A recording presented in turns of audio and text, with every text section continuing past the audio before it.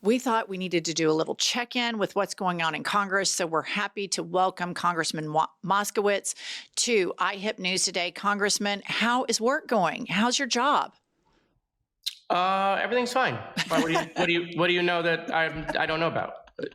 Everything's good. Coworkers Am are I good? getting like a letter that you're like is something going to happen?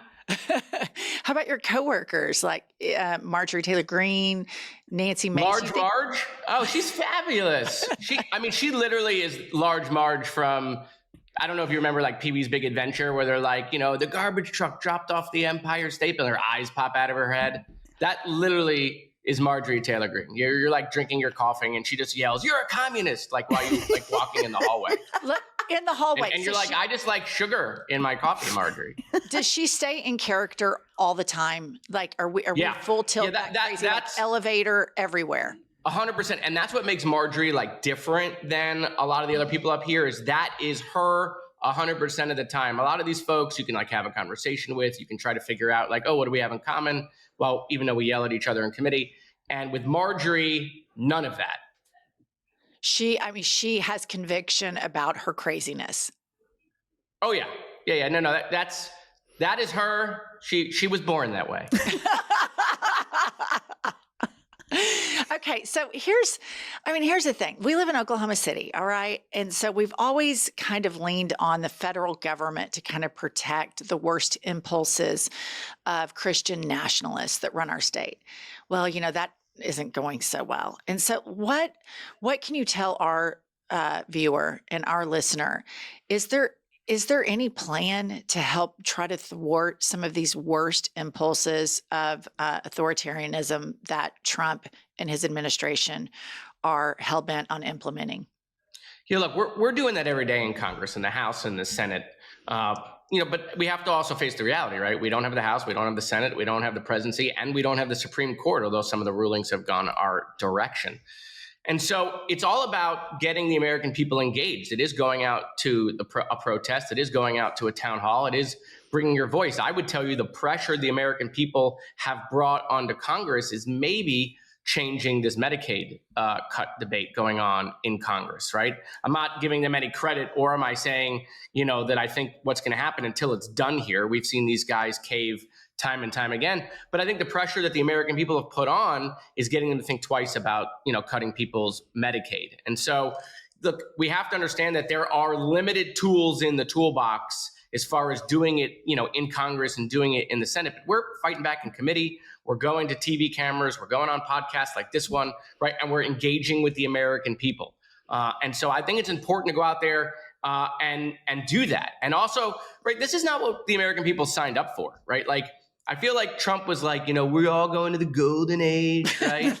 Right. And everyone, like, literally, they were just like they scrolled down. They didn't read the terms and conditions. They pushed accept and we like moved on. And now it turns out in the golden age, everything is the price of gold. You only get $2 and 0 Elmos. And at the end of the day, people are like, what's going on? My stock portfolio isn't what it should have been. My pension is in jeopardy, right? And, now we're talking about we're not going to be able to buy stuff for Christmas. I thought he solved the war on Christmas only to relaunch it. Very ironic, of course. Right. And so people are confused about what's going on out there. Not the greatest 100 days Let me ask you this. For the American people. Let me ask you this. So you see rallies and protests from normal people that are forming alliances to protest in the street to try to save our country. And you see that, they pop up, it seems like every 10 days or so. What I haven't seen and what I think needs to happen to help your coworkers on the other side of the aisle are Fortune 500 companies, CEOs, standing on the steps of Congress to apply pressure, because I think all of these CEOs played a very short-sighted game. They thought, oh, we're going to kiss the ring. Trump's going to make us richer. What Trump is doing is dismantling the American brand in such a cascading way that look at what Jeff Bezos, look at how that paid off for him. He's facing boats from China that are half empty now.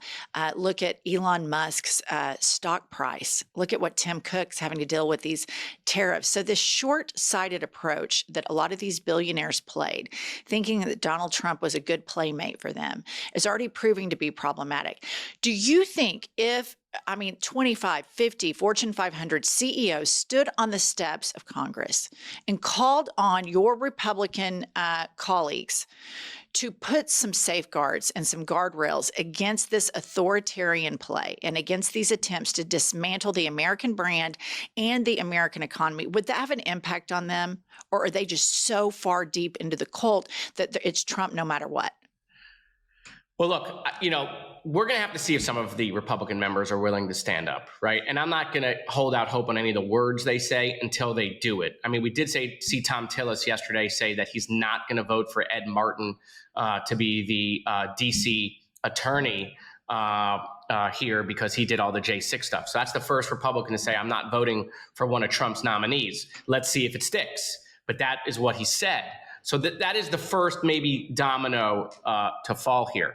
As far as the CEOs, I love that idea, right? I think you saw the titans of industry say to themselves, we just need to survive the next 4 years. So let's go. Let's try to curry favor and see if that works. I've seen other people come out and tell the truth. I've seen major, folks that are on Wall Street. Ken Griffin came out and talked about really what the tariffs are doing. You've seen a couple of other billionaires that are in the finance world be very honest about the tariffs in China, what it's going to do to prices, that is a tax increase on the American people. And so you are starting to see exactly what you're talking about. It may not happen where we get 50 at once. It may be more of a slow drip over time, but you're going to start to see people start to tell the truth. I think we need 50 at once. I think this is what I see. All of these people are wealthy because of all of these people that are protesting right now. They are the manifestation of the American dream. Yeah, maybe some of them inherited some money, but some of them are self-made. And this is such a threat.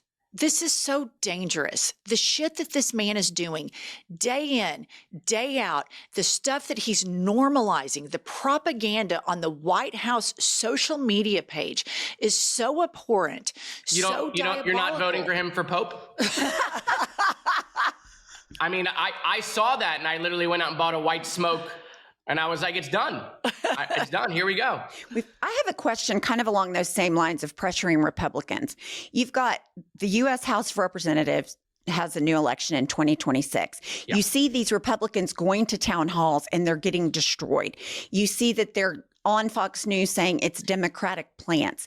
Am I just the eternal optimist that I think as we get closer to 2026, when these people, they know they're not Democratic plants, will they start voting against Trump's agenda at that point because they're afraid of losing their seats? Ooh, it's a great question, right? And this is where you'll get into political analysis. I would tell you at this moment in time, they're more afraid of Donald Trump and a primary challenge than they are of their general election. And that's even the moderates in these moderate seats. So maybe as we get closer, right, to next year, to a Speaker Hakeem Jeffries, which, going back to your previous conversation, the most important thing Democrats can do right now is not fight each other, is to unite and to make Hakeem Jeffries the Speaker. That is the most important thing. Anytime we're fighting with each other or trying to find purity rather than power, right, we get away from making Hakeem Jeffries Speaker, because making him Speaker is the brakes that we can put on the Trump administration. Yes, it's 18 months down the road. And yes, we got to do a lot of stuff before then. But that is how we limit 4 years of this stuff. I want to jump in, though. And this is where I think a lot of elected politicians are not listening to their base. Part of the reason that the Democratic polling is so low right now is because of a lackluster response from Hakeem Jeffries and Chuck Schumer. And you guys are all in the Beltway, but out here, people are very disappointed with the opposition that's been put up by the two of them. And part of it is we don't see the Democrats fighting enough. And you hear Hakeem Jeffries allowed Jerry Connolly to the torch to be passed to a man who had cancer, who's 1 million years old, and pass over AOC. And AOC and Bernie are out there getting tens of thousands of people everywhere they go. Who else did that 4 years ago? Donald Trump went and campaigned and had thousands of people show up. And guess where he is right now? He's sitting in the Oval. So I feel like there is, from establishment politicians that are out there right now, it's like, don't fight with others. But it's like, we feel like sometimes you're not fighting for us and we're just supposed to tuck our tail between our legs and go along with Hakeem Jeffries, who botched the leadership with Jerry Connolly. We all are back sitting here watching going, this guy isn't the man of the moment. I'm sure he's a nice guy. I'm sure he believes in good causes. That wasn't the guy to oversee, to be on the oversight committee of Donald Trump. And so I take issue with some of the messaging that you just gave, because you're not listening to, I've been a registered Democrat forever. I have thought about changing it to being an independent. My husband hates the Democrats right now. I'm talking a man who has diehard, never voted for a Republican in his life, changing his voter ID to independent. So that kind of messaging is just not penetrating with a lot of us, because we right. So let me push back a little bit on that. Yeah. So let me push back a little bit on that. First of all, separate Hakeem Jeffries and Chuck Schumer. Okay. Hakeem Jeffries got his entire party to vote against the CR. I was the first Democrat to come out and vote against this, to say I was voting against the CR. Hakeem Jeffries knew that that was the play. Chuck Schumer went a different route. So let's separate them in fairness to Hakeem Jeffries. That's number one. Number two is Hakeem Jeffries has to become speaker, right? Chuck Schumer in 26 has no path really to get back to the majority. In the House, it's a different play. Okay. And you don't become speaker in the 100 progressive seats. I'm just being honest with you. If it's not this progressive, it's another progressive. You become speaker in the 20 moderate seats that Trump won in. And so Hakeem has to have a strategy to win those seats while making sure we're fighting against all of these things. And so, look, I understand the Democratic polling. There's a lot of reasons why we're there, some of which, to be quite honest, we weren't honest with what was going on with Joe Biden. And that we're being punished for that. Okay, and rightfully so. It isn't just what's happened in the last 100 days. It's what happened, how we got Donald Trump back as president. Okay, and so look, you're right about what's going on in the streets. You're right that people are not happy with what's going on in Washington. I know AOC and Bernie are getting tons of crowds. We tried the Bernie thing. That isn't going to go anywhere. AOC is one of our best communicators. No question about it. Immensely talented. Okay, I think she should have been at the head of oversight, and I'm disappointed that she's not running now. She announced that she's not running, right? AOC and I don't agree on every policy issue together, but I do know that she is one of our best communicators, if not the best. And in that position, in oversight, you need your best communicator, right? Now, look, they're not even having committee hearings in oversight anymore. They're barely having them. My good old friend James Comer, as you remember, me fighting him for the last 2 years, right? Yeah. But so they're not even really having meetings there anymore because they're so afraid to give us the opportunity in front of the TV cameras to talk to the American people. So, look, I'm really upset and sad for Jerry. I lost my dad to pancreatic cancer, okay? And so what's happening with Jerry is absolutely terrible. Agreed. But the one thing I will say about this, there is something that needs to happen in the Democratic Party, which is the torch has to be passed in some of these races, right? It's time to get to new messengers because the way we message has totally changed. Donald Trump has changed that, okay? And Democrats, have to take a little page out of there. How do you communicate? You got to go on podcasts. You got to go in alternative media. You can't just do the talking points on MSNBC, talking to your echo chamber. And yeah, you got to be a little tougher. You got to be a little rough around the edges. You got to be authentic and get out of the DNC talking points. And so, yes, we need to have more messengers, and those messengers have to run the gambit. We can't just have our 20 strongest messengers be progressive. We have to have 10, 15 messengers that can win these D+1, D+2 seats. I'm in a D+2 seat. AOC message doesn't work in my district. Right. And so we got to make sure that while we're fighting for the things that Democrats have always cared about and pushing back against the things that the Trump administration is doing, we have to stay focused on winning. We can't get lost on the fact that we got to win. We are where we are because we're not winning. That has to be the most important thing. And so like when I saw James Carville and David Hogg going back and forth, what I heard from David Hogg is we got to get better messengers, okay? And we got to figure out how to message in today's day and age. And what I heard from James Carville said, okay, but we also have to win. And so I would take both of those messages together, which is, yes, while we fixed our messaging, let's not lose sight that we got to win.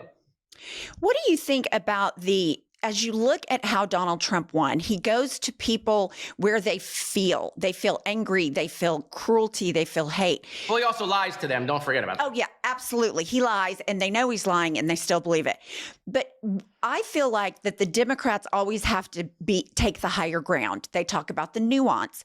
Is there any talk going into these upcoming elections that we have got to come out with fire and ice? We've got to hit back instead of always being on the defensive, taking the offensive.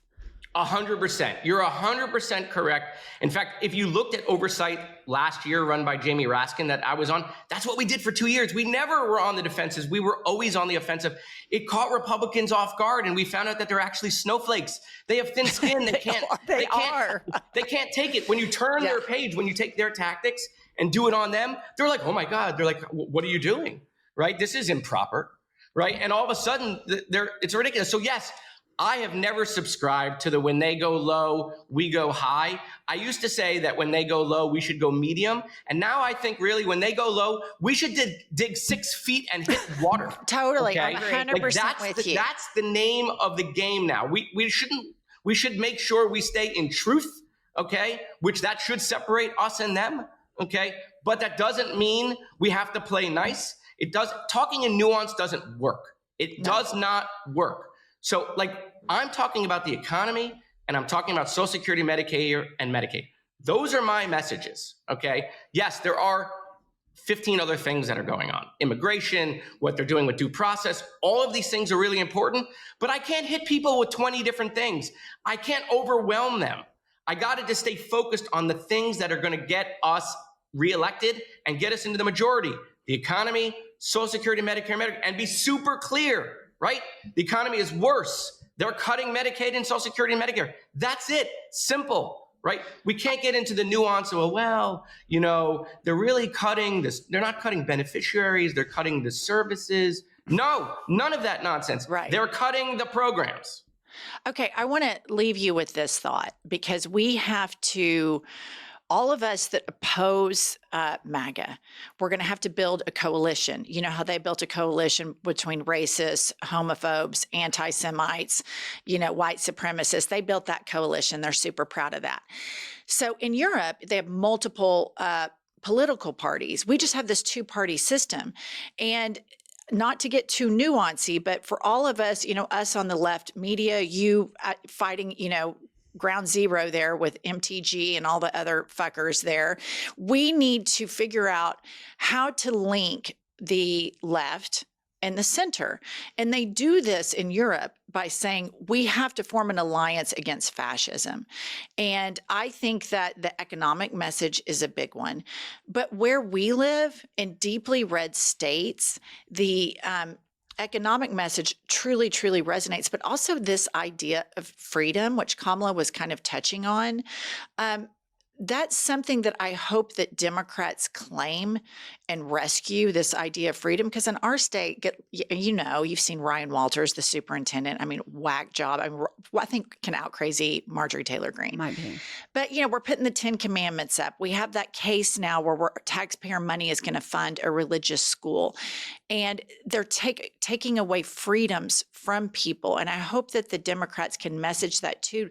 And I say that so that we form an alliance between center and the leftists, because I agree with you, we have to form an alliance and people have to make concessions that are on the opposite side of MAGA. Yeah, and I would tell you that the caucus up here, the House caucus, is more united on that than I think we were the last 2 years. That's so good.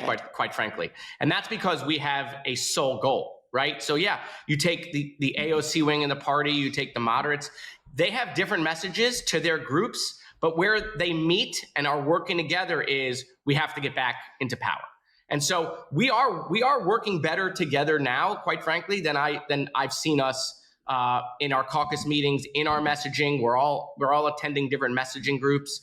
And so, yeah, we need everyone to go do that because we got to get turnout back up.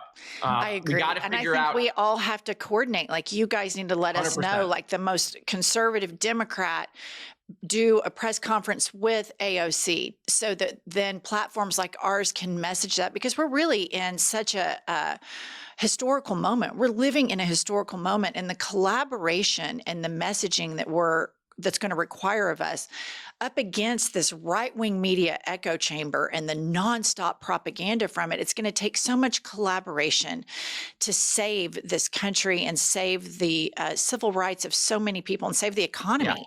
Yeah. And so I hope that we can keep partnering, because I agree with you.